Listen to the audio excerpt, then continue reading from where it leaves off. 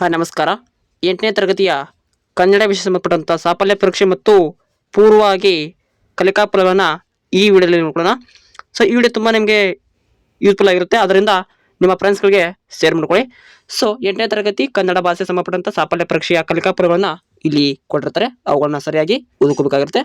ಕೆಳಗಿನ ಪ್ಯಾರವನ್ನು ಓದಿ ಅದರ ಮುಖ್ಯ ಸಂದೇಶವನ್ನು ಎಂಬುದನ್ನು ನೀವು ಸ್ವಂತ ಮಾತುಗಳಲ್ಲಿ ಬರೆಯುವಂಥ ಪ್ರಶ್ನೆ ಇರ್ತವೆ.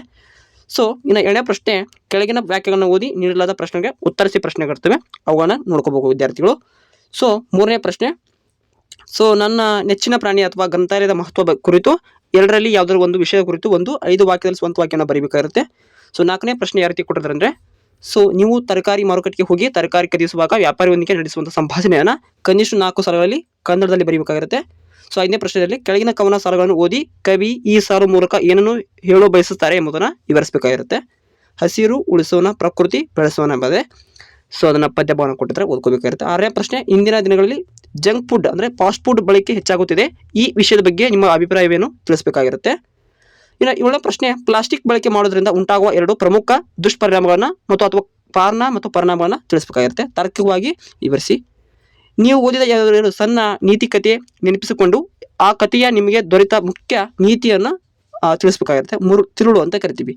9ನೇ ಪ್ರಶ್ನೆ, ಕೆಳಗಿನ ಅಪೂರ್ಣವಾಗಿ ನೀಡಲಾದ ಕಥೆಯ ಭಾಗವನ್ನು ನಿಮ್ಮದೇ ಆದಂಥ ಸೃಜನಾತ್ಮಕವಾಗಿ ಶೈಲಿಯಲ್ಲಿ ಸ್ವಂತ ವಾಕ್ಯಗಳು ಬಳಸಿ ಮುಂದುವರಿಸಿ ಪೂರ್ಣಗೊಳಿಸಿ ಅಂತ ಕೊಟ್ಟಿದ್ದು ಅವರಿಗೂ. 10ನೇ ಪ್ರಶ್ನೆ, ನಿಮ್ಮ ಶಾಲೆಯಲ್ಲಿ ನಡೆದ ಪರಿಸರ ದಿನಾಚರಣೆ ಆಚರಣೆ ಹೇಗಿತ್ತು ಎಂಬುದು ವಿವರಿಸಿ ಸ್ನೇಹಿತಿಗೆ ಒಂದು ಸಣ್ಣ ಪತ್ರ ಕುರಿತು ವರದಿ ರೂಪದಲ್ಲಿ 5 ವಾಕ್ಯವನ್ನು ಬರೆಯಿರುತ್ತವೆ.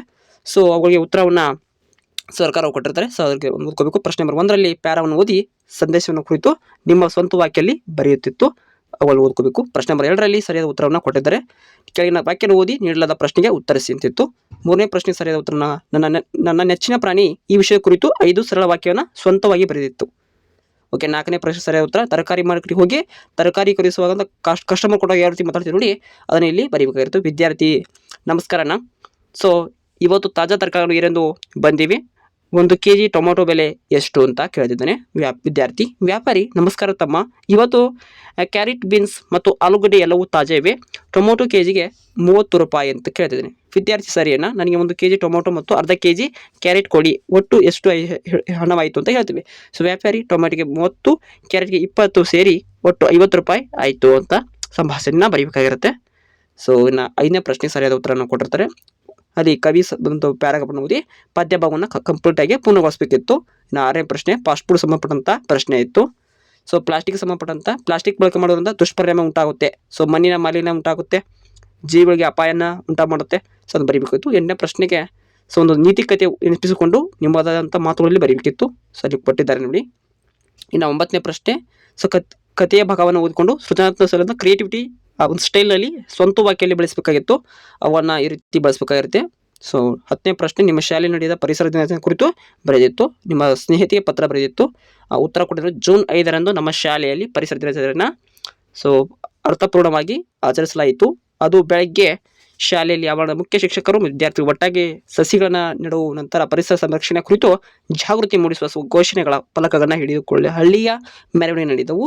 ವೇದಿಕೆ ಕಾರ್ಯಕ್ರಮದಲ್ಲಿ ಶಿಕ್ಷಕರು ಪ್ಲಾಸ್ಟಿಕ್ ಮುಕ್ತ ಸಮಾಜದ ಮಹತ್ವದ ಬಗ್ಗೆ ಉಪನ್ಯಾಸ ನೀಡಿದರು. ಕೊನೆಯಲ್ಲಿ ಪ್ರತಿಯೊಬ್ಬ ವಿದ್ಯಾರ್ಥಿಯು ಮನೆಯಲ್ಲಿ ನಡೆಯಲು ಸಹಿ ನೀಡಲಾಯಿತು ಅಂತ ಹೇಳಲಾಗುತ್ತೆ. ಸೊ ಇಷ್ಟಾಯಿತು. ಈ PDF ಒಟ್ಟು 3 ಪುಟಗಳನ್ನು ಪೇಜಸ್ಸನ್ನು ಒಳಗೊಂಡಿದ್ದು. ಇದರ ಕಂಪ್ಲೀಟ್ PDF ಅನ್ನು ನಾನೊಂದು ಡಿಸ್ಕ್ರಿಪ್ಷನ್ ಲಿಂಕನ್ನು ಹಾಕಿರ್ತೀನಿ, ಹೋಗಿ ಡೌನ್ಲೋಡ್ ಮಾಡಿಕೊಂಡು ಅಭ್ಯಾಸ ಮಾಡ್ಕೋಬೋದು. ಈ ವಿಡಿಯೋನ ನಿಮ್ಮ ಸ್ನೇಹಿತರಿಗೆ ಶೇರ್ ಮಾಡ್ಕೊಳ್ಳಿ, ಸೊ ಅವ್ರಿಗೆ ತುಂಬಾ ಹೆಲ್ಪ್ ಆಗುತ್ತೆ ಅಂತ ಹೇಳ್ತಾ. ಸೊ ನಿಮ್ಮಲ್ಲಿ ರಿಕ್ವೆಸ್ಟ್ ಏನಂದರೆ ಈ ವಿಡಿಯೋಕ್ಕೆ ಲೈಕ್ ಕೊಡಿ. ಸೊ ಕಮೆಂಟ್ನಲ್ಲಿ ಏನೋ ಸಮಸ್ಯೆಗಳಿದ್ದರೆ ಪರಿಹಾರಗಳನ್ನ ಮಾಡಿಕೊಡ್ತೀವಿ, ಕಮೆಂಟನ್ನು ಮಾಡಬೇಕಾಗುತ್ತೆ. ಸೊ ಫಸ್ಟ್ ಟೈಮ್ ಚಾನಲ್ ನೋಡ್ತಿದ್ರೆ ದಯವಿಟ್ಟು ಸಬ್ಸ್ಕ್ರೈಬ್ ಮಾಡ್ಕೊಂಡು ಬೆಲ್ ಐಕನ್ನ ಕ್ಲಿಕ್ ಮಾಡ್ಕೊಳ್ಳಿ. ಓಕೆ, ಮತ್ತೆ ಸಿಗೋಣ ಅಂತ ಹೇಳ್ತಾ thanks for watching, have A nice day.